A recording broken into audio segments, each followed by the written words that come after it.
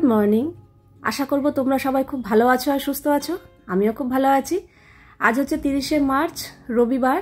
বাজে এখন ওই সকাল 9টার মতো। সকালবেলা আজকে চলে এসেছি বিছানার চাদর পাল্টাতে, যেটা গতকাল পাল্টানোর কথা ছিল, কিন্তু বললামই পূজা ওই ঘরটা ঝাড়েনি বলে আর চাদর পাল্টায়নি। আর ওই ঘরটা যেহেতু পাল্টায়নি, এই ঘরটাও পাল্টায়নি। আমার দুটো ঘরের চাদর একদিনে একসাথে পাল্টালেই সুবিধা হয়, এটা হিসাব থাকে যে একই দিনে দুটো ঘরেরই চাদর পাল্টাবো। তো তাই জন্য আজকে এই ঘরটা পাল্টে দিচ্ছি, কারণ এই ঘরে তো আর ঝাড়া পোছার ব্যাপার নেই, এই ঘর তো ঝাড়পোছ হয়ে গেছে।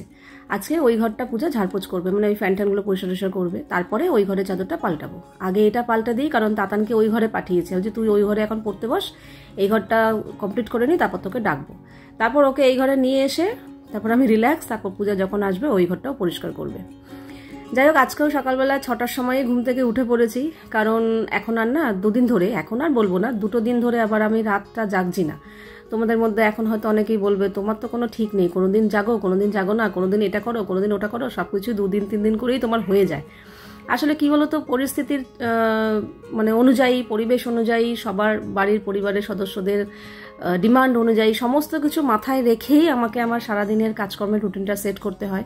এই না যে আমি যেটা চাইবো সেটাই হয়ে যাবে, সবার কথা, সব কিছুর কথা মাথায় রাখতে হয়। প্লাস আমার শরীর তো আছেই। তো রাত জেগে জেগে বেশ কয়েকদিন বলবো না, মাসখানেক তো আমি কন্টিনিউ পুরো রাত জেগেছি। মানে রাত জেগেছি বলতে ঘুমাইনি তা না, শুতে শুতে 2টো 2:30 এমনও দিন গেছে যখন মাঝখানে আমি ব্র্যান্ডের ভিডিওগুলো করতাম। আমার একদিন এমনও হচ্ছে 3টের সময় শুয়েছি, আবার সকাল 6টায় উঠেছি, মানে এরকম করেছি। তো ওইখানে না আমার খুবই প্রেশার হয়ে যাচ্ছিল, মানে শরীরটা ঠিক নিতে পারছিল না। একটু হলেও তো বয়স হয়েছে, এখনও তো সেই ইয়াং বয়স নেই যে যা খুশি করব, শরীর মানিয়ে নেবে। এখন তো আস্তে আস্তে জানান দিচ্ছে আর কি, যে তোমার বয়স হয়েছে, এবার একটু বুঝে বুঝে চলো আর কি। তো তাই জন্য রাতটা ইন্দ্রও বকাবকি করলো, বলো রাত জেগো না, সেরকম হলে তুমি অন্য কাজ কম করো, এই করো, কিন্তু রাতটা জেগো না। আর সত্যি কথা, রাত জাগলে নানা রকম প্রবলেম হয় শরীরে, যেটা অল্প বয়সে হয়তো বোঝা যায় না, কিন্তু বয়স বাড়ার সঙ্গে সঙ্গে সেগুলোর প্রবলেম হতে শুরু করে। তো রাতটা ভাবছি এবার থেকে আর জাগবো না, তাড়াতাড়ি খাওয়া দাওয়া হয়ে গেলেই শুয়ে পড়বো। তবে হ্যাঁ, ভোরবেলা উঠবো। ভোরবেলা উঠলে তো আর শরীরে কোনো প্রবলেম হয় না, বরং ভোরবেলা উঠলে শরীর আরও ভালো থাকে। তো এই 2 দিন ধরে, বেশি না, 2 দিন ধরে আমাদের খাওয়া দাওয়া হয়ে গেলেই না আমি শুয়ে পড়ছি। আর ওই 5:30, 5:45, 6টা, কোনো অ্যালার্ম দিচ্ছি না, আমার যখনই ঘুম ভাঙছে তখনই উঠে পড়ছি।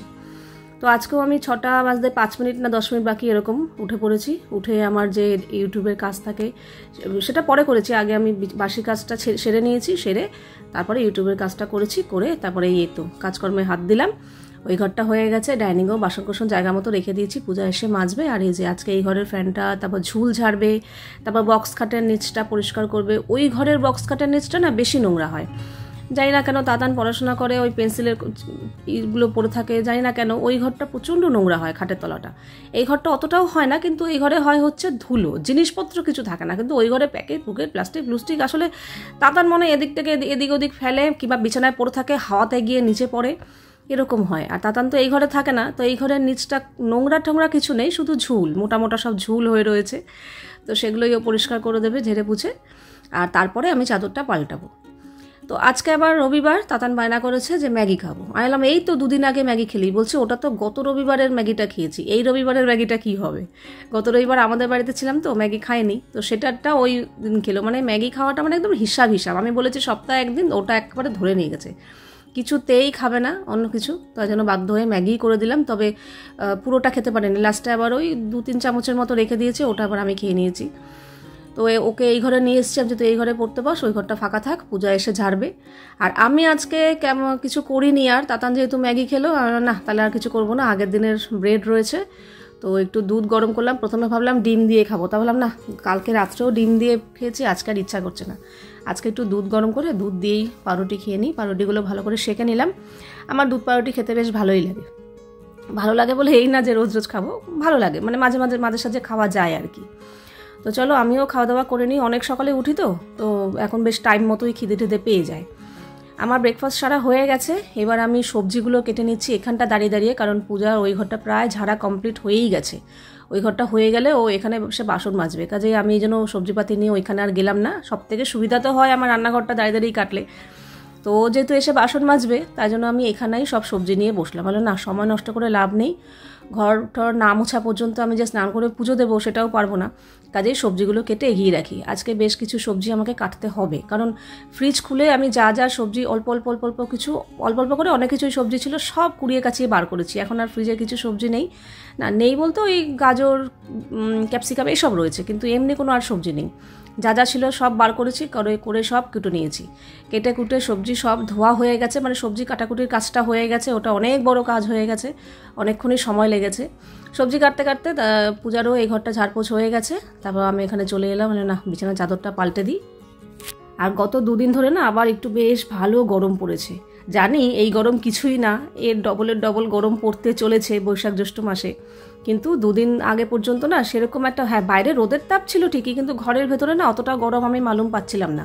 এমনকি আমি যে দৌড়ঝাঁপ করে কাজকর্ম রান্নাবান্না গ্যাসের সামনে দাঁড়িয়ে করছিলাম, আমি ঘেমেও যাচ্ছিলাম না। কিন্তু কাল থেকে কাজকর্ম করছি, দেখছি অল্প অল্প করে ঘেমে যাচ্ছি।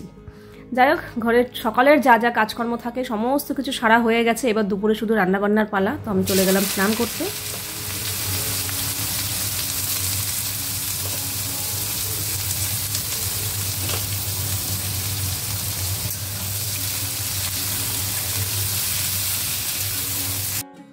স্নান পুজো সেরে চলে এসেছি রান্নাঘরে। এসেই আমি যেহেতু সবজি সব কোটা ছিল, তো একদিকে আমি ভাত বসিয়ে দিয়েছি আর একদিকে উচ্ছে আলু ভাজাটা বসিয়ে দিয়েছি। এই উচ্ছে আলু ভাজতেই আমি ওখানে বাসন কোসনগুলো কিচ্ছু জায়গা মতো রাখিনি, ওগুলো রাখবো। ওখানে ভাত বসিয়ে দিয়েছি, একটু আলু সেদ্ধ হয়ে গেছে। এখানে গাজর পেঁপে আর আলু কেটে ধুয়ে নিয়েছি, পটল কেটে ধুয়ে নিয়েছি। এখানে আছে কুমড়ো বেগুন আর একটা হাফ ক্যাপসিকাম ছিল, ওটাও কেটে দিয়ে দিয়েছি। আর এখানে হাফ আমের টুকরো রেখেছি। আগের দিন হাফ আম দিয়ে ডাল করেছি, আজকে হাফ আম দিয়ে ডাল করবো, কারণ আমাদের না গোটা আম লাগে না, প্রচণ্ড টক হয়ে যায়, টক অত বেশি খাই না, তো এই হাফ আমটাই আমাদের পক্ষে একদম ঠিকঠাক। তো এদিকে আমি উচ্ছে আলুটা ভাজাটা বসিয়ে দিয়ে নাড়াচাড়া করতে করতে এখানে যা বাসন কোসন ছিল সেগুলো তো আর রাখতে পারিনি। আমি যখন স্নান করতে ঢুকেছি তখন সদ্য পূজা কাজ করে বেরোলো, কারণ আজকে ওর দেরি হয়েছে, ঘরটা ঝেড়েছে তো তখন আর বাসনে জল ঝরেনি। এলাম থাক গিয়ে তাহলে স্নান টান পুজো সেরে নিই, ততক্ষণে বাসনের জলও ঝরে যাবে। আর সবজি যেহেতু কোটাই আছে তাই জন্য রান্নাটা বসিয়ে দিয়ে এখানে বাসন কোসনগুলো জায়গা মতো রাখবো। তো সেটাই করলাম। ওপরের যে বড় বড় বাসনগুলো ছিল সেগুলো জায়গা মতো রেখেছি, একদম নিচের দিকে ছোট ছোট বাসনগুলো জল থাকে, সেগুলো আবার আমার এই নীল বাস্কেটটার মধ্যে রাখলাম। এখান থেকেও যখন জল ঝরে যাবে তারপর জায়গা মতো রেখে দেবো। তো এই দিকটা যদি পরিষ্কার থাকে না আমার কাজ করতে রান্না করতে সুবিধা হয়। যদিও আজকে কোনো সবজি কাটাকুটি নেই, তবু এই জায়গাটায় এই বড় লাল গামলাটা থাকলেই কেমন যেন আমার একটা অস্বস্তি লাগে যতক্ষণ না ওটা সরাবো।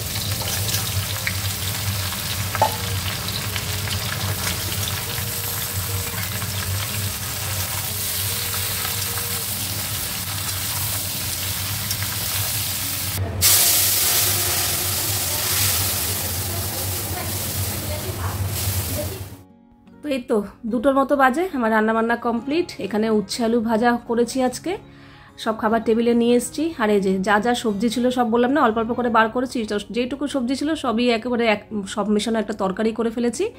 এখানে আম ডাল করেছি, আর ডালের সাথে হচ্ছে শুকনো লঙ্কা ভেজে একটু লাল লাল করে আলু মেখেছি। টক ডালের সাথে এরকম আলু মাখা বেশ ভালো লাগে শুকনো লঙ্কা ভেজে। তো ওদিকে এখন বাজে 2:10 মতো, এখনই খেতে বসে পড়েছি। অনেক দিন বাদে আমরা এরকম এত তাড়াতাড়ি খেতে বসলাম।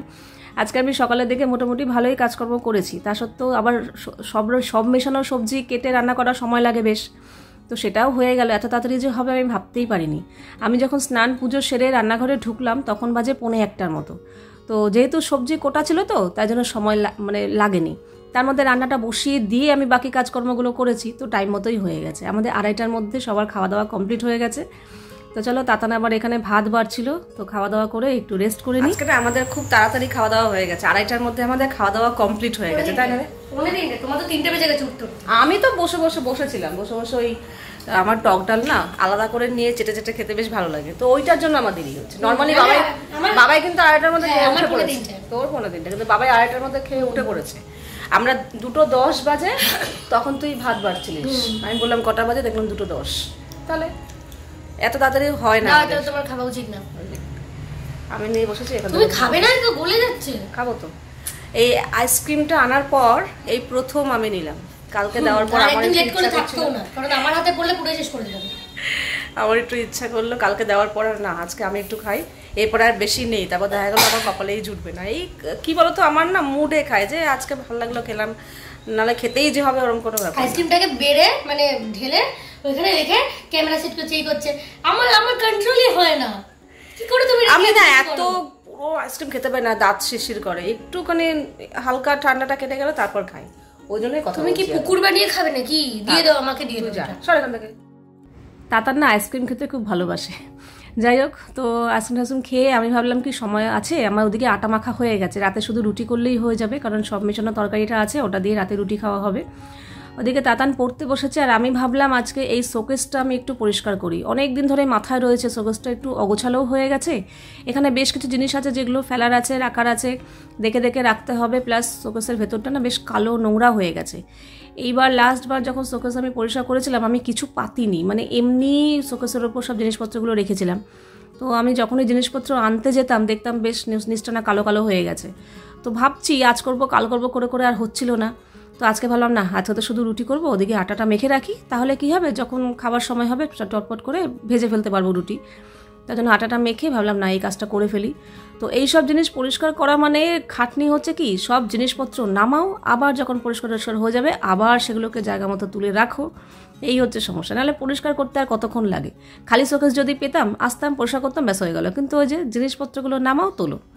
তো এখানে কিছু কিছু জিনিস আমি কিছু জিনিস ওই পাশে রাখছি, কিছু জিনিস এই পাশে রাখছি, বেছে বেছে যেগুলো রাখার সেগুলো রাখছি, যেগুলো ফেলে দিতে হবে সেগুলো, কিংবা দেখতে হবে কি ফেলবো না ফেলবো সেগুলো রাখছি।